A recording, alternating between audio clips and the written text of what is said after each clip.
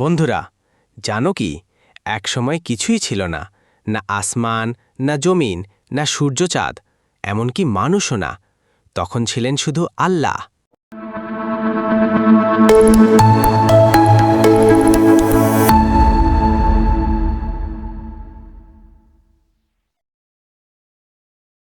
আসসালামু আলাইকুম রহমতুল্লাহ। চলো আজকে আমরা শুনি আদম আলাইহি আর আসমান জমিন সৃষ্টির বিস্ময়কর কাহিনী। আদম আলাইহি ওয়াসাল্লাম যখন ছিলেন শুধু আল্লাহ, অনেক অনেক আগের কথা, তখন এই আসমান জামিন কিছুই ছিল না। চাঁদ ছিল না, সূর্যও ছিল না। মানুষ, জিন, ফেরেশতা কেউই ছিল না। ছিলেন শুধু আল্লাহ। তিনি সব সময় ছিলেন, আছেন এবং থাকবেন। বিশ্বজগৎ সৃষ্টির আগে আল্লাহ একাই ছিলেন। তার ওপরেও কিছু ছিল না, নিচেও কিছু ছিল না। আসলে তিনি স্থান কাল এ সব কিছুর অনেক ঊর্ধ্বে।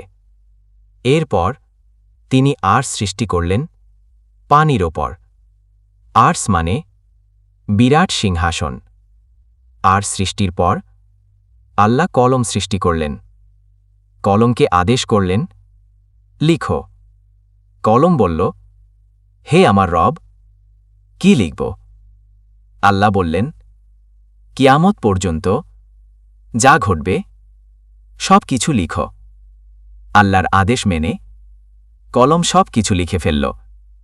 এই লেখা জমা হল একটি সংরক্ষণাগারে, যার নাম লাওহে মাহফুজ। এরপর কেটে গেল 50,000 বছর। তখন আল্লাহ আসমান জামিন সৃষ্টি করার ইচ্ছা করলেন। আল্লাহ যখন কোনো কিছুর ইচ্ছা করেন, তখন শুধু বলেন, হও, আর সঙ্গে সঙ্গে তা হয়ে যায়। আসমান জামিন সৃষ্টির জন্যেও আল্লাহ এমনটাই করলেন। তিনি আসমান ও জামিন সৃষ্টি করলেন 6 দিনে। আল্লাহ জমিনকে ছড়িয়ে দিলেন বিছানার মতো, আর আসমানকে বানালেন ছাদের মতো। জমিনকে মজবুত করলেন পাহাড় পর্বত দিয়ে, আর আসমানকে সাজালেন চাঁদ, সূর্য, গ্রহতারা দিয়ে। চাঁদ কখনো সূর্যের আলো পায় না, সূর্য কখনো চাঁদের আলোক পায় না। সবাই তার নিজ নিজ পথে চলে। আর এভাবেই রাতের পর দিন আসে, দিনের পর রাত। আসমানের সংখ্যা 7টি, জমিনের সংখ্যাও 7টি। জমিন একেবারে আসমানের দূরত্ব 500 বছর। এক আসমান থেকে আরেক আসমানের দূরত্ব 500 বছর। এভাবে আছে 7টি আসমান। 7 আসমানের উপরে আছে মহান আরশে আজিম। আরেকটি হাদিসে এসেছে, এক আসমান থেকে আরেক আসমানের দূরত্ব আসমান ও জমিনের সমান। জান্নাতও রয়েছে কুরসির ওপর, আর কুরসির ওপর আছে আরশ। কুরসি আরশের তুলনায় 7 আসমান জমিনকে অনেক ছোট মনে হয়। যেমন কোনো একটি আসমানি মাঠে এক বিশালাকৃতির লোহার আংটি। আরম্ভ থেকে আজ পর্যন্ত বহু বছর চলে আসছে আসমান। আসমান বড়। আমাদের কাছে কুরসিকেও অনেক বড় মনে হয়। আর আরশ তো আরও অনেক বড় এবং বিশাল মনে হয়। আসলেই বিশাল। আসমানগুলো আমাদের কাছে অনেক বড় মনে হয়। আর আরশ যে কত বড় তা আমাদের কাছে কল্পনার মতো। বন্ধুরা, এই হলে এই বিশাল সৃষ্টিকুল আল্লাহর। তিনিই সবকিছুর সৃষ্টি করেছেন। আমাদের হাতে পরিবার যেমন ছোট, আল্লাহর কাছে তেমন আসমান জমিন তার চেয়েও ছোট। আল্লাহ সবকিছুর চেয়ে বড়। তিনিই সবকিছু দেখাশোনা করেন। তিনি মহাবিশ্বের মহাব্যবস্থাপক। তিনি আমাদের রব। আমরা তারই ইবাদত করি। আলোচনাটি মুসলিম 2653, তিরমিজি 2155, সূরা ইউনুস 10:3 এবং সূরা ইয়াসিন 3640 অনুসারে সাজানো হয়েছে। বিশ্বজগতের রহস্য 2। সৃষ্টি করতে আসমান জমিন একসাথে মিশেছিল। এরপর আল্লাহ উভয়কে আলাদা করে দিলেন। আসমানকে আলোকিত করার জন্য সূর্য দিলেন, তোমরা আলো ছড়াও, মানুষের জন্য আলো। তারা বলল, আমরা আল্লাহর অনুগত হলাম। তখন আসমান 3 খণ্ডে বিভক্ত হল।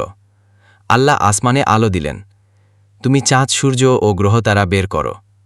আর জমিনকে বললেন, তুমি গাছপালা প্রবর্তন করো এবং ফল ফলন বের করো। উত্তরে আসমান ও জমিন আল্লাহর পালন করতে লাগল। বাতাস বইতে শুরু করল। আসমান থেকে লাগাতার বৃষ্টি ঝরল। জমিনে সৃষ্টি হল নদী নালা, ঝর্ণা ও সাগর। সৃষ্টি হল গাছপালা ও ফল ফল। সবকিছু ভরপুর হয়ে উঠল এই পৃথিবী।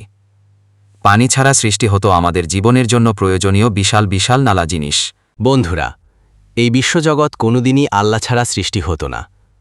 আল্লাহর কিছুই ছিল না, কিন্তু একটা সময় আল্লাহ চাইলে হঠাৎ করে সৃষ্টি করতে পারলেন। পৃথিবীর সবকিছুই আল্লাহর সৃষ্টি। সবকিছু আল্লাহর হাতে আছে। এরপরে আল্লাহ সবকিছুর হিসাব নেবেন কিয়ামতের দিনে। আল্লাহর ভালোবাসার হিসাব দিয়ে যারা আল্লাহকে ভালোবাসবে তারা যাবে জান্নাতে, আর যারা আল্লাহকে অমান্য করবে তারা যাবে জাহান্নামে। এই বিশ্বজগৎ সৃষ্টি হয়েছে, তাই তো সবসময় আল্লাহর কথা মনে রাখতে হবে। আলোচনাটি সূরা ফুসিলাত 41-11 এবং তাফসিরে ইবনে কাসির 7/167 অনুসারে সাজানো হয়েছে। কোরআনে আল্লাহ তাআলা বলেন, বলুন যারা জানে আর যারা জানে না তারা কি সমান হতে পারে? সূরা আজ-জুমার 39-9। আল্লাহ মানুষকে শিখিয়েছেন যা সে জানত না। সূরা আলাক 96-5। তাই আমরা নিজে জানি না, আল্লাহ তাআলাই জানার সুযোগ করে দেন। হাদিস, রাসূলুল্লাহ সাল্লাল্লাহু আলাইহি ওয়াসাল্লাম বলেছেন, প্রত্যেক মুসলিমের ওপর জ্ঞান অর্জন করা ফরজ। ইবনু মাজাহ 224। রাসূলুল্লাহ সাল্লাল্লাহু আলাইহি ওয়াসাল্লাম বলেছেন, যে ব্যক্তি জ্ঞান অর্জনের পথে বের হয়, আল্লাহ তার জন্য জান্নাতের পথ সহজ করে দেন। সহিহ মুসলিম, হাদিস 2699। ভালো থেকো শূন্যতা অফিসিয়াল চ্যানেলের বৈশিষ্ট্য: 1. আবেগময় শর্ট ভিডিও। 1. আবেগময় ফুল ভিডিও। 3. ইসলামী ইতিহাস ও ইসলামিক গল্প। 4. কোরআন হাদিস থেকে মাসালা মাসায়েল। 5. জীবনের নানান মুহূর্তের আবেগঘন আলোচনা। 6. এবং আরও নানা ইসলামিক আলোচনা। প্রিয় দর্শক, ভিডিওটি যদি হৃদয় ছুঁয়ে যায় তবে শুধু নিজের মধ্যে সীমাবদ্ধ রাখবেন না, আপনার প্রিয় মানুষ, বন্ধু বা পরিবারের সাথে শেয়ার করুন। মনে রাখবেন, আপনার একটি ছোট্ট শেয়ার কারো অন্তরে আলো জ্বালাতে পারে, কারো জীবনের অন্ধকার দূর করতে পারে। হয়তো আপনার একটি শেয়ারই হবে কারো হিদায়েতের কারণ, আর সেই সওয়াবের অংশীদার হবেন আপনিও ইনশাআল্লাহ। আমি আবেগ দিয়ে কন্টেন্ট তৈরি করি, কারণ আমি বিশ্বাস করি মানুষের অন্তরে পরিবর্তন আনার শক্তি লুকিয়ে আছে আবেগের মাঝেই। হয়তো আমার এই সামান্য প্রচেষ্টা কারো ভাঙা মন জোড়া লাগাবে, কারো অন্ধকার রাতকে আলোর ভোরে রূপান্তর করবে, অথবা কারো জীবনে নতুন করে বাঁচার অনুপ্রেরণা জাগাবে। আর যদি আপনার হৃদয়েও সামান্য আলো ছুঁয়ে যায়, তবে বুঝব আমার এই পরিশ্রম সার্থক।